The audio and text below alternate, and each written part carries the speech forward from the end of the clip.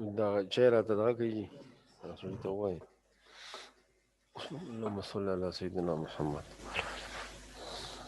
بس شروع کیږي بھائی. ہلو جی سر جی اکرام اکرام مشته دی او شمشیر حاضر دی سر. شمشیر آواز راځي؟ جی سر راضی. صحیح ده ٹھیک. السلام علیکم سر. وعلیکم السلام. ہاں یہ حاضر یو بس لږ انتظار نور ته دا وکړه چې زر دغه شي. جی سر.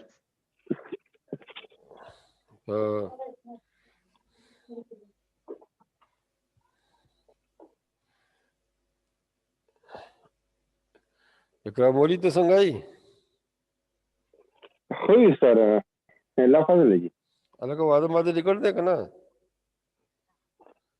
او جی کړه مې دی. ها بچی نشته؟ او جی بس الله فضل یو مې زوی دا یو لور ده. نور څه کوي نو اصلي خبره فیملی دی مکمل ده نور څه کوي؟ او جی شکر الله فضل بس څه بچی مستره دي. میډم خو یو استاد نه ده؟ نه جی استاد نه ده. هغه استاد ده کنه؟ که تعلیمي نشته؟ چا دي؟ مې تعلیمي شته کنه؟ نه نشته جی بس نه جی نشته. ها ها استاد ډیوټي کالج کې ده کو اسکول کې لا؟ کالج کې مسره د اکبرپورا کې ګورنمنت ډیګري کالج دی کې لیکچرر یم جی. ها ها ها جی زه مبارک. الله مو خوشاله کوي سر جی. مونږ ته دعا کوي چې الله تعالی مونږ ته چرته لیکچر نصیب راکړي. تاسو څوک شمشیری؟ جی سر. نو ان شاء الله زموږ دعاګانې دي ته ولې دا خدای ټول تاسو له حجاب راکړي. چې دا پوسونه راغلي؟ او سر راغلي دي ما خو ته لا اپلای نه کړې. بلې او بس زه وایم چې سر دا پی ایچ ډي پوره کړم کنه ور سره بیا به ته ترتیب جوړوم.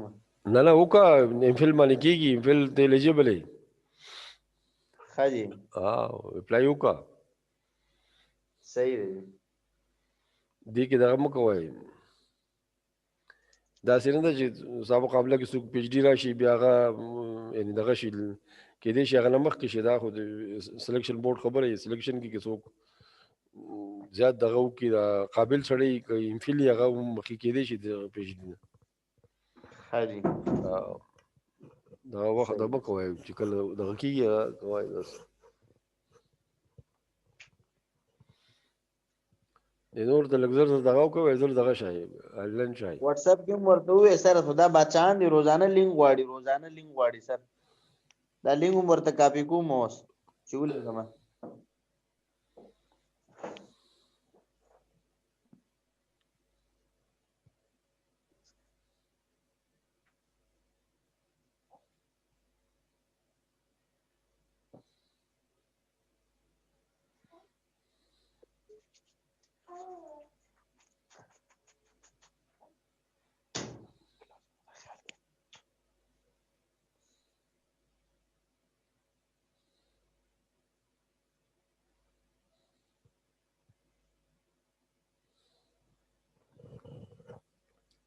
څه سوال یې نو کو کنه؟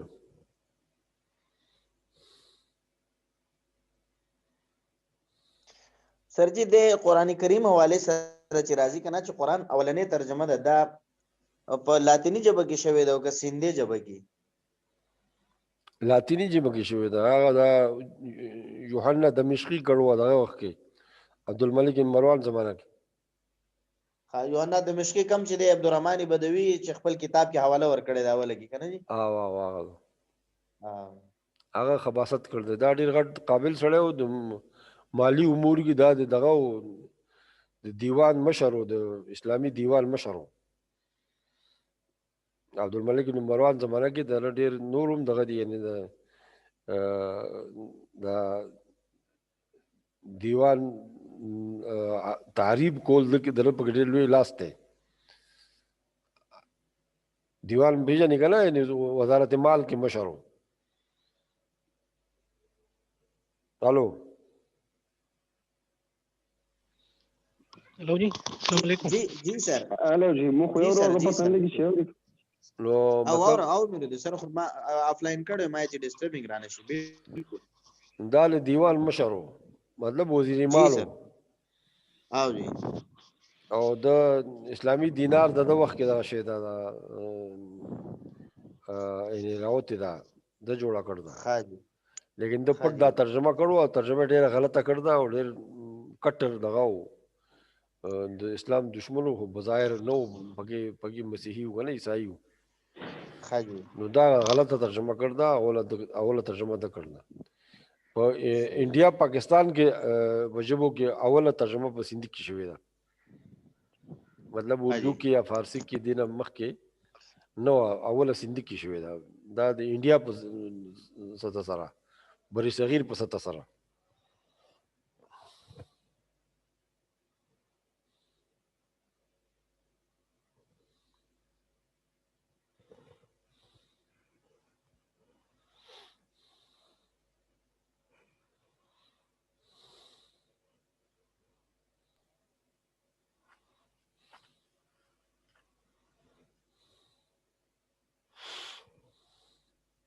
دا ملګری خو سر یو څو راغلی دي دا عبدالحق صاحب دی او دا حفیظ الله خټک صاحب دی او زینت بیبي ده او طیب صاحب دی او اکرام ولی دی او زه خو اول نه موږ دواړو خو حاضر یو 3 منټه پورې به نور ایثار شو سر بیا به کلاس شروع کړو صحیح ده که دې کې ماله چای راشي زه به پکې چای وڅښم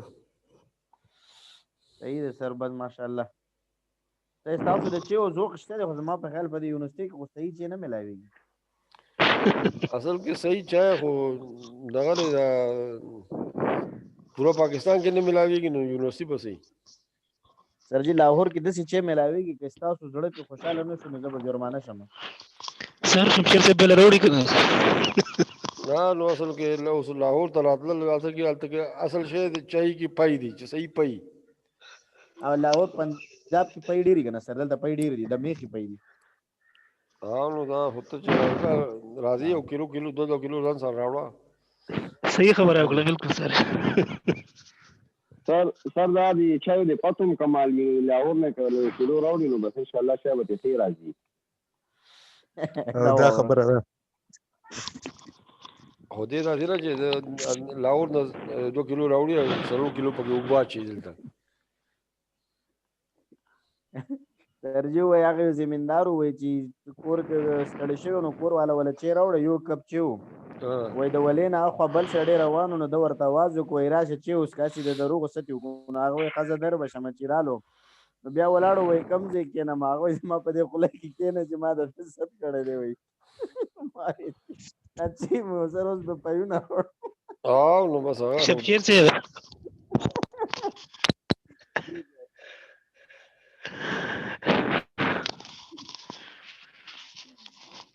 دا ملګری سر دا طیب صاحب چې دی شب قدر کې دی هلته هم ښه ښایسته پی میلاویږي اکرام ولي صاحب چې دی هلته هم میلاویږي خو زه به هم لاهور نه راوړم انشاءالله اکرام ولي شمشیر صاحب تاسو یو کیلو چای راوړئ اکرام ولي خو دومره دغه سړی دی څه ورته اوس کنتل ورته وکړم که څه ورته وکړم دا خو دا چې دی کله فارغ شوی دی بیا شکل نه دی ښودلی څنګه دی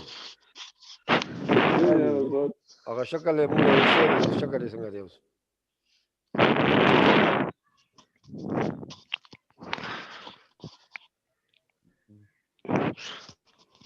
شمشیر صاحب البته دا کې دا یو څو ورځې مخکې هلته کې شب قدر کې جنازه وه هغې له راغلي نو بیا راباندې نه چا وخوړل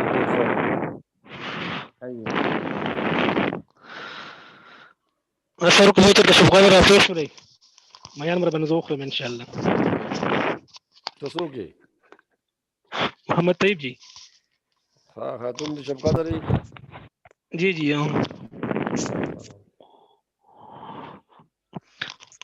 سر شمشیر صاحب first of all you kilo چای راوړي او دا چې کله ختم شو په پای چای خو په خبر کې پای چې کوم دی پرې شو تازه رسول لږ سخت دی کنه نه پای راورسو ان شاء الله ټول تیاری کنه زه دا نور کس نه دا چې دا ټول د ته دا او کوي ورته ټول نه آنلاین کېږي. سر جی عمران سے بم راغلے دیو 1 2 3 او 4 5 6 7 سر مونږ 2/3 اکثریت خو حاضر یو په 12 کسانو کې 7 حاضر یو. فضا شروع کو نو بسم اللہ الرحمن الرحیم محمد علی رسول الکریم.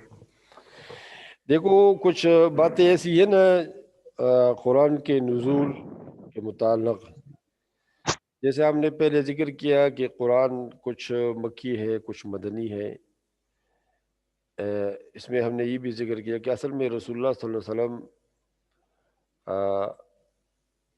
قرآن نازل ہونے کے بعد آپ کی تین آپ وظیفے تھے یا آپ کی 3 ڈیوٹیاں تھیں کہ آپ پہلے تو آیات کو خود آپ کو یاد ہو جاتا تو آپ یاد کراتے صحابہ کو. دوسری ڈیوٹی آپ کی یہ تھی کہ آپ اس کو لکھوا دیتے تاکہ یاد بھی ہو اور لکھنے سے بھی محفوظ ہو. اور تیسری جو ڈیوٹی آپ کی یہ تھی کہ آپ جنہوں کو یاد ہو جاتا اور وہ لکھ بھی لیتے ان کو حکم دیا جاتا کہ آپ ان کو اوروں کو پہنچاؤ، یعنی اوروں کو یاد کراؤ لکھواؤ اور ان سے کہو کہ وہ اوروں کو پھر اوروں تک پہنچائے. تو جیسے آپ یہ کام آپ مکے میں بھی کر رہے تھے مدینے میں بھی آپ نے یہی کام کیا. اب جب آپ مدینہ میں تشریف لے آئے تو دیکھو مدینہ میں جیسے کہ اگر مدرسہ جیسے مکے میں دارالارقم تھا تو مدینہ میں آپ نے صفہ قائم کیا. صفہ والے جو تھے ان کی ذمہ داری تھی کہ وہ خود قرآن یاد کرتے لکھتے اور اوروں کو یاد کراتے اور لکھواتے. جب مدینہ میں آپ آئے تو اب ظاہر بات ہے کہ مسجد نبوی کے ساتھ ساتھ اور مساجد بھی بننے لگے. تو آپ کے زمانے میں تقریباً 12 مساجد اور بن گئے تھے مدینہ میں. اس ہر مسجد میں حافظ آپ جو امامت کا کام کرتا تو اس کی یہ ذمہ داری ہوتی کہ وہ قرآن یاد کروائے لوگوں کو لکھوائے اور ان سے کہے کہ وہ اوروں کو بھی سکھائے.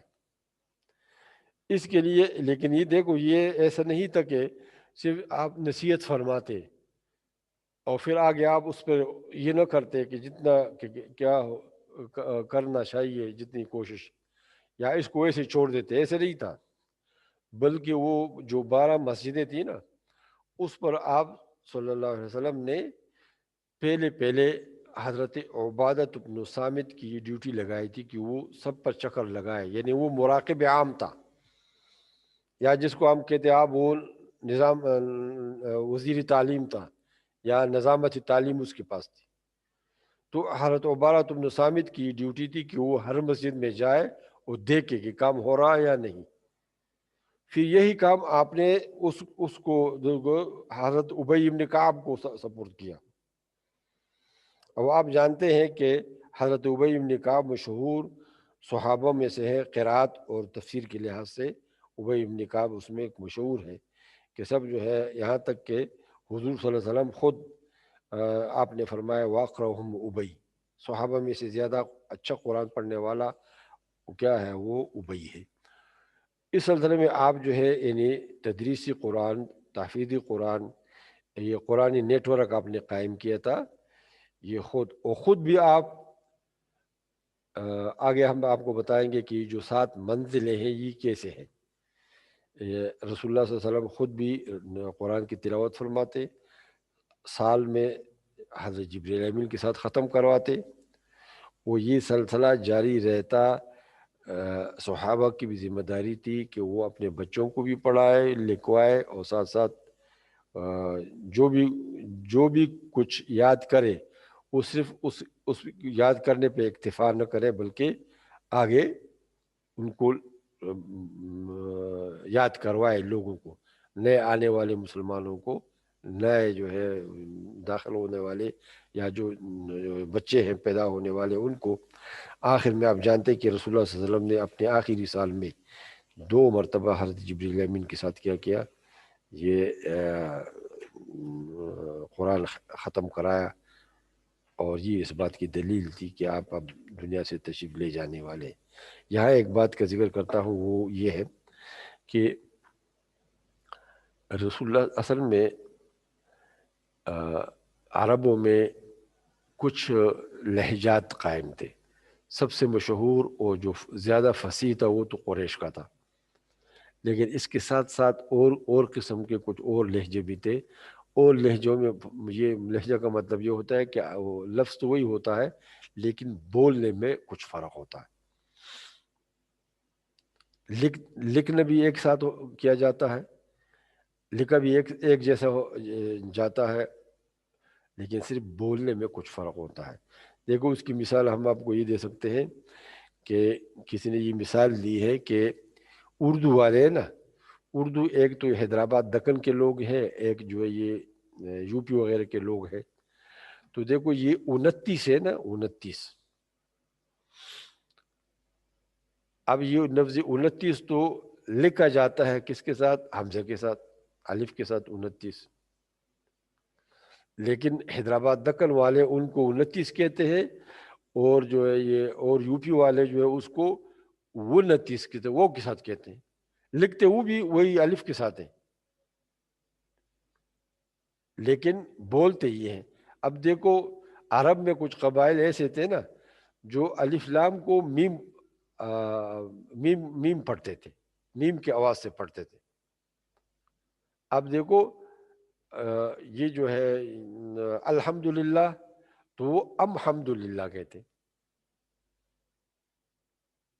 لیکن لکھتے الحمدللہ جیسے ہم لکھتے ہیں، ہاں البتہ کہتے الحمدللہ، جیسے وہ مشہور آپ لوگوں نے جو ہے پڑھا سنا ہوگا کہ لیس من بریم صیام فی سفر، وہ کہتے تو لیس من البر الصیام فی السفر، لکھتے تو ایسے ہی تھے جیسے لکھا جاتا ہے، لیکن بولتے تھے لیس من بریم صیام فی سفر۔ تو عرب کے کچھ لہجات ایسے تھے جو کہ قریش کے لہجے سے ذرا مخالف تھے، تو اللہ رسول اللہ صلی اللہ علیہ وسلم نے، جیسے ایک حدیث میں بھی آتا ہے کہ رسول اللہ صلی اللہ علیہ وسلم نے اللہ سے درخواست کی کہ اس کو پڑھنے کی اجازت دی جائے یہ 7 لہجے جو ہیں ان کے مطابق، اور اس کی وجہ یہ تھی کہ ہر قبیلہ اپنے لہجے کو چھوڑنے والا نہیں تھا، اگر شروع سے ان پر جو ہے قریشی لہجہ کیا تھا نا لازم کیا جاتا، تو اس میں مناسبت، اس میں منشات اللہ کی منشات کی یہی خلاف ہوتا، یا عرب لوگ اس کو قبول کرنے میں کیا کرتے، بڑے جو ہے سختی کرتے یا اس کو قبول نہ کرتے، لہٰذا کچھ عرصہ کے لیے اللہ نے اجازت دی کہ ہر قبیلہ اپنے اپنے لہجوں میں قرآن پڑھ سکتا ہے، تو یہ پڑھنا جو ہے یہ جاری ہوا، اور یہ بھی اللہ کی منشاءت تھی کہ اصل میں چونکہ جب یہ ظاہر بات ہے جب یہ مسلمان ہوں گے اور عربوں سے اور عربوں سے قریشیوں سے ان کا کیا ہوگا، رابطہ ہوگا، ان کا مل جل ہوگا، تو یہ جو لہجات پہ یہ عرب قبائل قائم ہیں اور ہر ایک اپنے اپنے لہجے کو ذرا اپنی خصوصیات تصور کرتا ہے، یہ خود بخود ختم ہو جائے گا بعد میں۔ یہی وجہ ہوا کہ جب حضرت ابوبکر کا زمانہ آیا تو ابوبکر کے زمانے میں تو یہ تھا کہ قرآن کو، جیسے ہم نے پہلے عرض کیا کہ قرآن لکھا ہوا تھا مختلف اس پہ، لیکن یہ سب کچھ معلوم تھا۔ دیکھو اصل میں یہ ذرا ذہن میں بات رکھ کے کہ قرآن کریم کا نزول جو کیا ہے، یہ ہے تاریخ ہے نا، یا جس کو ہم تاریخی نزولی کہتے ہیں یا ترتیبی نزولی کہتے ہیں۔ ترتیبی نزولی جو تھا وہ یہ جو موجودہ ترتیب ہے، یہ ترتیبی، اس کو ترتیبی رسولی کہا جاتا ہے، تو یہ ترتیبی رسولی سے مختلف تھا ذرا، مطلب یہ کہ جو آیات پہلے نازل ہوا ہے وہ بعد میں لکھا گیا قرآن میں، جو بعد میں نازل ہوا ہے وہ پہلے لکھا گیا ہے۔ یہ رسول اللہ صلی اللہ علیہ وسلم نے یہ ایسا کیا ہے۔ البتہ نزول کے اعتبار سے تاریخ اس میں اختلاف ہے، آپ نے وہ کتاب بھی اس میں بھی پڑھا ہوگا کہ تاریخی جو ہے مختلف لوگوں نے نزول کی تاریخ کے اعتبار سے قرآن کو مرتب کیا ہے، اور یہ سب کے سب سیوطی الاتقان میں آپ کو ملیں گے۔ مختلف روایات ہے کہ کون کون سے صورتیں کہاں کہاں نازل ہوئی، کس کس صورت کے بعد میں نازل ہوئی، اس میں کچھ اختلافات ہے۔ البتہ جو آج کل قرآن جس طریقے سے مرتب ہے اس میں کوئی اختلاف نہیں، اور یہ وہی ترتیب ہے جو کہ رسول اللہ صلی اللہ علیہ وسلم نے بیان کیا ہے اور اس نے لکھوایا ہے لوگوں سے۔ کیونکہ جب بھی کوئی آیات نازل ہوتی یا کوئی صورت نازل ہوتی تو آپ کاتبین کو منگوا کر ان سے کہتے کہ یہ فلاں آیات فلاں صورت کے فلاں آیات کے بعد لکھ لیا جائے۔ تو یہ ترتیبی رسولی ہے جو موجود ہے، البتہ ترتیبی نزولی میں کچھ فرق تھا۔ آگے جو آپ کو عرض کر رہا ہوں کہ وہ ہے کہ جب قرآن مکمل طور سے یہ ہو گیا، مکمل محفوظ ہو گیا، لکھا ہوا، ابو بکر کے زمانے میں اس کو ایک کتاب کی شکل دے دی گئی۔ جمع قرآن کا مطلب یہ ابو بکر آپ لکھتے ہیں نا کہ جمع قرآن، تو جمع قرآن میں یہ تھا کہ قرآن ترتیب بھی معلوم تھی اور لیکن ایک کتاب کی شکل نہیں تھی، تو حضرت ابو بکر صدیق نے بڑے زور شور کے بعد اجلاسی ہوئی، لیکن آخری فیصلہ یہ ہوا کہ اس کو ایک کتاب کی شکل دی جائے۔ اس کو ایک کتاب کی شکل دے دی گئی، اور وہ کتاب جو ہے وہ کیا ہو گیا، اس کو حضرت حفصہ کے پاس رکھا گیا، حضرت ام المومنین حضرت حفصہ کے پاس۔ حضرت اس کے پاس جو ہے یہ عثمان کو بھی جمع قرآن والا کہا جاتا ہے۔ تو دیکھو حضرت عثمان کو جمع قرآن اس بارے میں اس لیے کہا جاتا ہے کہ جب ارمینیا کی جنگ میں صحابہ کے مختلف قبائل تھے، تو کچھ قبائلوں میں یہ اختلاف ہوا کہ یہ لفظ جیسے ہم نے پہلے کہا کہ وہ الحمد کو الحمدللہ کہتے تھے، اور یہ بھی تو ایسی اختلافات سامنے آئے۔ تو حذیفہ بن یمان اس غزوے میں شریک تھے، آپ نے جو ہے اجازت چاہی اپنے قائد سے کہ مجھے مدینہ بھیج دو، تو وہ مدینہ آیا، اس نے حضرت عثمان کو یہ سنایا، قصہ سنایا۔ حضرت عثمان نے جب معلوم ہوا تو آپ نے کہا کہ اب چونکہ تمام مسلمان عرب کے قریشی لہجے سے واقف ہو چکے ہیں، اور اس کو اگر ایسے چھوڑ دیا جائے تو یہ آئندہ اختلافات کا سبب بنے گا، لہذا حضرت عثمان نے مشورہ کر کے تمام صحابہ کو جمع کر کے کمیٹی بنائی، اور اس کو قرآن کو قریشی لہجہ جو کہ ایک ٹکسالی زبان، یعنی کھڑے و کوٹے کو معلوم کرنے کی عربی زبان میں انتہائی فصیح لہجہ تھا، آپ نے اس پر قرآن کو جمع کیا۔ تو وہاں جو ابو بکر صدیق نے جمع کیا ہے تو اس نے قرآن کی کتابت جمع کی ہے، ایک کتاب کی شکل قرآن کو دی ہے۔ حضرت عثمان نے جو جمع کیا ہے تو کتابت بھی جمع تو پہلے سے تھی، اس کو بھی ساتھ کیا، اور ساتھ ساتھ اس کو ایک لہجات ایک قرات پہ ان کو کیا کیا جمع کیا، وہ قریشی قرات ہے، تاکہ جو ہے قریشی زبان چونکہ فصیح ہے، وہ یہی آئندہ اس کو تھا کیا تھا، یعنی اس پہ عمل کرنا تھا اسی کو۔ تو اب یہاں سے کیا ہوا، یہ جس کو ہم جمع قرآن کہتے ہیں، اس کے مختلف احادیث ہیں، مختلف کتابیں آپ پڑھتے ہیں، اصل حقیقت میں یہ ہے کہ یہ جمع علی لہجہ قریش ہے، اسی پہ جو ہے آج تک الحمدللہ قرآن جو ہے کیا ہے پڑھا جاتا ہے، جہاں بھی آپ جائے اور اسی کی طریقے سے لکھا جاتا ہے، جیسے قریشی لکھتے تھے اور بولتے تھے، تو اسی نے پوری عرب نے بلکہ پوری مسلمانوں کے ہاں یہی ہے۔ ایک اور بات، جو یہ جو منزل ہے نا، یہ منزل 7 منزل ہے، یہ تو رسول اللہ صلی اللہ علیہ وسلم کے زمانے میں مشہور تھے، بلکہ خود رسول اللہ صلی اللہ علیہ وسلم جو قرآن پڑھتے تھے تو وہ 7 دنوں میں اس کو ختم کرتے تھے. 7 دنوں سے کم میں ختم کرنے میں یہ کہا گیا ہے کہ یہ اچھی بات نہیں ہے. اس کی وجہ یہ ہے کہ اس میں دشواری آ جاتی ہے قاری قرآن پر. تو جیسے رسول اللہ صلی اللہ علیہ وسلم نے پسند فرمایا ہے 7 منزلوں کو، یہ تو اس زمانے میں ہے، اور وہ 7 منزلیں اب میں سے جو قرآن ہے ان سب کو ان کے سامنے ہوگا. البتہ جو باقی تفصیلات ہے قرآن کے، جس میں رکوعات آتے ہیں، جس میں جو ہے یہ آیاتیں آتی ہیں وغیرہ وغیرہ، یہ بات کے پیداوار ہے. بعد میں لوگوں نے اس کو یعنی جہاں معنی ختم ہوتا ہے یا جہاں آیات کی جو وہ ایک قسم کی کیا ہے یہ جیسے کہ وزن سمجھو یا یہ سمجھو، تو اس کے مطابق لوگوں نے آیاتیں جو ہے کیا ہے یہ کی، اور ساتھ ساتھ یہ بھی ہوا رکوعات وغیرہ، یہ بات کی علامات ہے قرآن کے تلاوت کو آسان بنانے کے لیے، تاکہ قرآن کی تلاوت میں آسانی ہو.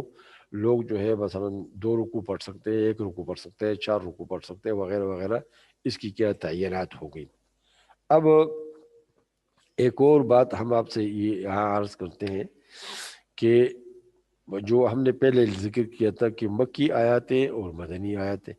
اب قرآن کی کل آیاتیں دیکھو، قرآن کی کل آیاتوں میں کچھ یہ ہے فرق آتا ہے. کچھ لوگ اس کو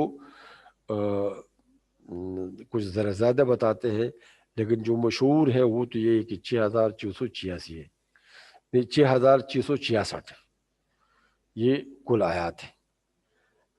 اب یہاں آیات کا اصل معنی میں آتا ہے جمع کرنا، یا آیات کا معنی ہے جگہ یا ٹھکانہ. آوا الی، آوا یوئی کا معنی پناہ لینا، ٹھکانہ دینا، بستر پر لیٹنا مثلا. تو اصل میں یہاں بھی کچھ آیاتوں کی مجموعے کو کچھ الفاظ کلمات کی مجموعے کو آیات کہتے ہیں، کیونکہ اس میں بھی لوگ ٹھہر جاتے ہیں، ٹھہرنے کا معنی بھی اس میں آ جاتا ہے. یہ کیوں ایسا کہا گیا، کیوں کیا گیا؟ کہتے ہیں اس میں جو ہے وہ عربی، چونکہ قرآن تو شعر نہیں ہے، لیکن وزن کے اعتبار سے، اس کے آواز کے اعتبار سے یہاں ٹھہرنا ذرا زیادہ مناسب ہے بنسبت آگے چلنے کے. اس لیے جگہ جگہ علامات بتائی کہ یہ آیات ہے، یہ آیات ہو گیا والا یہ. جن لوگوں نے کچھ آیاتوں کو زیادہ بیان کیا ہے تو انہوں نے ان وزن کو کچھ کیا ہے کہ یہ وزن جو آیات کا ہے اس میں 2 ہو سکتے ہیں. تو اس نے اس آیات کو کسی نے 1 شمار کیا، کسی نے 2. البتہ قرآن کے اس میں زیادتی کمی نہیں آتی، یعنی الفاظ و کلمات میں، اور اس میں اگر آیات میں تو زیادتی کمی آ جائے گی، لیکن الفاظ کلمات میں وہی ہے، لہٰذا جو بھی اس کو کیا کر سکتے ہیں. البتہ سورت کی تعیین جو ہے یہ پیغمبر نے خود کی ہے. یہ سورت کے نام جو پیغمبر نے رکھے ہیں یہ خود اس نے، رسول اللہ صلی اللہ علیہ وسلم خود اس سے یہ ہے مروی ہے. یہ آپ ذرا ذہن میں رکھے کہ صورتیں اور جو یہ 7 منزلیں ہیں یہ آپ نے یہ خود آپ کے زمانے سے چلے آ رہے ہیں. ایک اور بات جو ہم یہاں یہ کرتے ہیں، یہ جو ترتیبی نزولی ہے نا، اس کے بارے میں سب سے زیادہ جاننے والا تقریباً 2 اشخاص تھے. ایک تو عبداللہ ابن مسعود تھا، اور عبداللہ ابن مسعود کو تو آپ جانتے ہو کہ وہ کتنے بڑے درجے کا انسان ہے، جس کے بارے میں حضرت عمر فرماتے کہ مجھے اس کی زیادہ ضرورت ہے. اہل کوفہ کو جو خط لکھتے ہیں وہ ترتیبی نزول کے بڑے ماہر تھے. یہاں تک کہ اس سے ایک روایت ہے کہ وہ کہ مجھے ہر آیات اور ہر صورت کو پتہ ہے کہ کب نازل ہوئی ہے اور کہاں نازل ہوئی ہے اور کس طریقے سے نازل ہوئی ہے. اس طرح دوسری شخصیت جو صحابہ میں ترتیبی نزولی کے جو ہے اس سے زیادہ عالم تھے وہ حضرت علی رضی اللہ عنہ ہوتے. اس لیے حضرت علی رضی اللہ عنہ کا ارشاد گرامی ہے کہ سلونی عما شئتم. یہ آپ نے کوفہ میں موت سے پہلے کئی مہینے 2 پہلے کہا تھا کہ جو سوال کرنا ہے کر لو، ورنہ بعد میں ایسا وقت آئے گا کہ سوال کرنے والے ہوں گے اور جواب دینے والے نہیں ہوں گے. تو آیات جو ترتیبی نزولی ہے نا، یہ ان میں سے زیادہ جو کیا تھا ماہرین میں سے تھے وہ حضرت علی اور عبداللہ ابن مسعود رضی اللہ عنہ تھے، اور یہ دونوں عراق میں تھے۔ ایک اور بات جو میں آپ سے یہ شیئر کرنا چاہتا ہوں وہ یہ ہے کہ دیکھو نزول قرآن کی کل مدت تو 23 سال نہیں 22 سال 2 ماہ اور 2 دن ہے۔ نزول قرآن کی پوری کل مدت جو ہے 22 سال 2 ماہ اور 2 دن ہے، جس میں مکی دور جو ہے 12 سال 5 ماہ اور 13 دن ہے۔ مکی دور 12 سال 5 ماہ اور 13 دن ہے۔ مدنی دور 9 سال 9 ماہ 9 دن۔ عجیب اتفاق ہے، دیکھو مدنی دور کے تینوں میں 9 ہے، 9 سال ہے 9 ماہ ہے 9 دن ہے۔ مکی جو ہے 12 سال ہے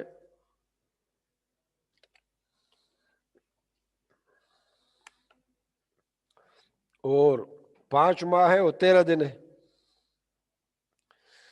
اب اگر ہم ایک خیال مجھے آیا، تم میں سے پتہ نہیں کوئی یہ اس علم کے ساتھ کوئی تعلق رکھتا ہو یا نہ رکھتا ہو، جس کو ہم کہتے ہیں علم اعداد۔ اگر آپ علم اعداد کے طور پر دیکھ لیں گے تو شاید ہی 12 سال 5 ماہ اور 13 دن اور 9 سال 9 ماہ 9 دن ان کے درمیان میں کوئی بڑی مناسبت ہو، لیکن یہ کسی نجومی سے آپ کو پوچھنا ہوگا یا کسی جو ہے علم اعداد کے ماہر فلکیات کے ماہر سے پوچھنا ہوگا۔ اگر کسی کو شوق ہو اور یہ معلوم کر لے کہ 12 سال 5 ماہ 13 دن اور 9 سال 9 ماہ 9 دن ان کے درمیان کوئی مناسبت ہے فلکیات کے اعتبار سے یا علم اعداد کے اعتبار سے، تو کیا کیا جائے، ہمیں بھی بتا دیا جائے۔ یہ تو آپ کے نبوت کا دور ہے، لیکن آپ کا عمر جب رسول اللہ صلی اللہ علیہ وسلم پر وحی نازل ہوئی تھی اس وقت آپ کی عمر کیا تھی؟ تو یہ آتا ہے کہ قمری حساب سے رسول اللہ صلی اللہ علیہ وسلم کی عمر جو تھی وہ 40 سال 6 ماہ اور 15 دن تھی۔ آواز آ رہی ہے نا؟ ہلو؟ ہاں جی آ رہی ہے۔ یعنی آپ کی عمر مبارک وہی نازل ہونے کے وقت آپ کی عمر مبارک جو تھی وہ 40 سال 6 ماہ اور 15 دن تھی، یہ قمری حساب سے۔ شمسی حساب سے آپ کی عمر جو ہے 39 سال 3 ماہ اور 16 دن تھی۔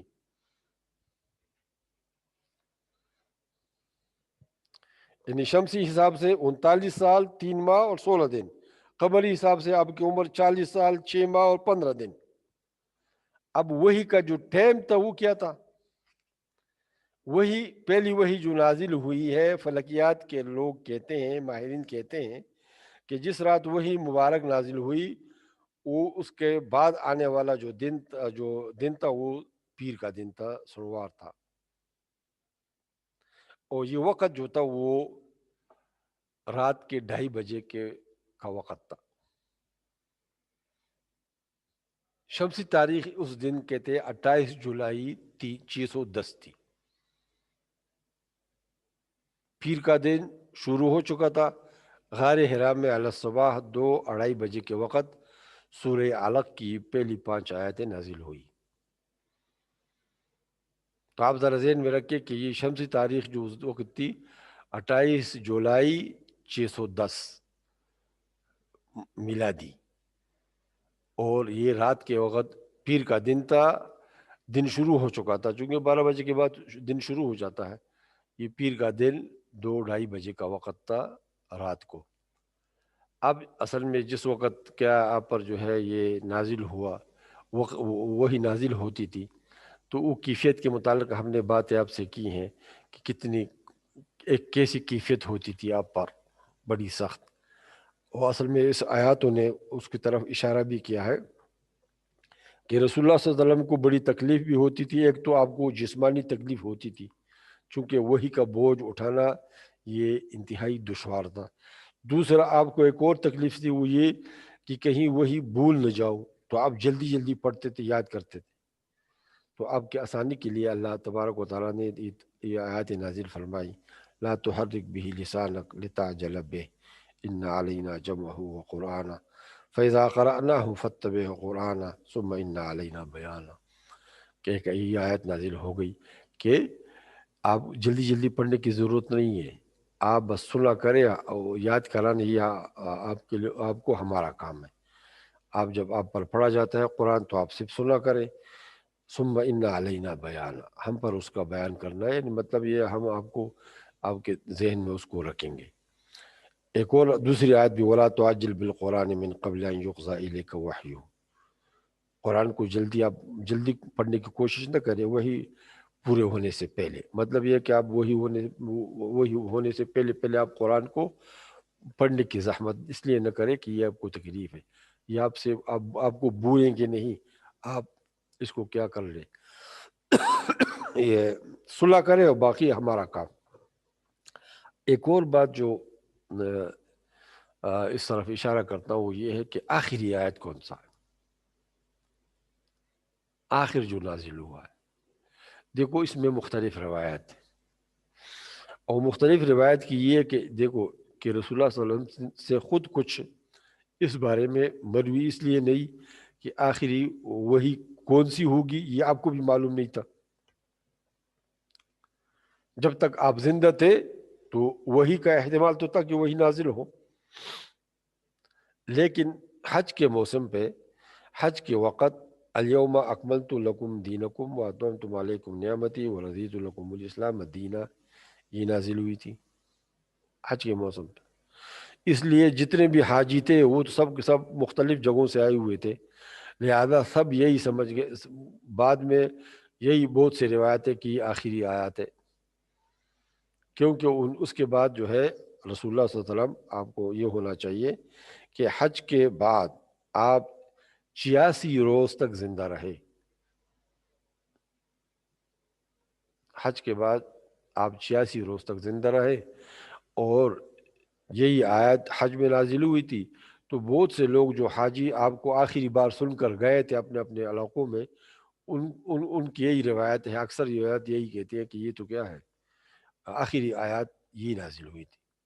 لیکن آپ جانتے ہیں کہ صحابہ میں جو ترجمان القرآن ہے حضرت ابن عباس رضی اللہ عنہ، جو ہمیشہ بھی رسول اللہ صلی اللہ علیہ وسلم اس پر اعتماد بھی کرتے تھے اور آپ کو لقب بھی ترجمان القرآن کا دیا ہے، وہ فرماتے ہیں کہ آخری آیات جو نازل ہوئی، واتقوا یوما ترجعون فیہ الی اللہ ثم توفی کل نفس ما کسبت وہم لا یظلمون. تم میں سے کوئی حافظ ہے؟ یس سر.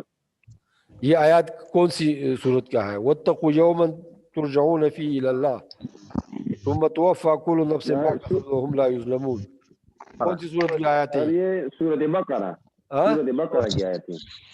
سورۃ بقرہ کی سورۃ آیت. بقرہ کی آیت ہے. تو حضرت ابن عباس فرماتے ہیں کہ آخری صورت، آخری آیات یہ ہے، اور یہی زیادہ چونکہ کیا ہے قابل بھروسہ ہے، چونکہ حضرت ابن عباس کی روایت ہے. تو آپ یہ جو ہے صورت یہ ہوا. آگے ایک اور آیات اور جو ہے ایک بحث چلتی ہے بہت جگہ پر. دیکھو حضرت ابی وہی لکھنے کی سعادت حضرت ابی کو حاصل تھی، تو حضرت ابی فرماتے ہیں کہ یہ آیات 3 ربیع اول 11 ہجری میں نازل ہوئی. یہ آیات جو واتقوا یوما ترجعون فیہ الی اللہ، یہ آیات نازل ہوئی ہے 3 ربیع اول 11 ہجری کو، اور آپ کی وفات 12 ربیع اول 11 ہجری کو ہوئی ہے. یعنی اس آیات کے نازل ہونے کے 8 روز بعد رسول اللہ صلی اللہ علیہ وسلم دنیا سے تشریف لے گئے. تو آخری آیت یہ ہے، اور اس کا وقت نزول حضرت ابی نے کعب کے زبان کے سے یہ ہے کہ وہ یہ واقعہ جو ہوا، یہ آیت جو نازل ہوئی 3 ربیع اول کو نازل ہوئی، 11 ہجری تھا، اور آپ کی وفات 12 ربیع اول 11 ہجری کی ہوئی. تو مطلب یہ ہے کہ آپ جو ہے اس آیات کے نازل ہونے کے بعد 8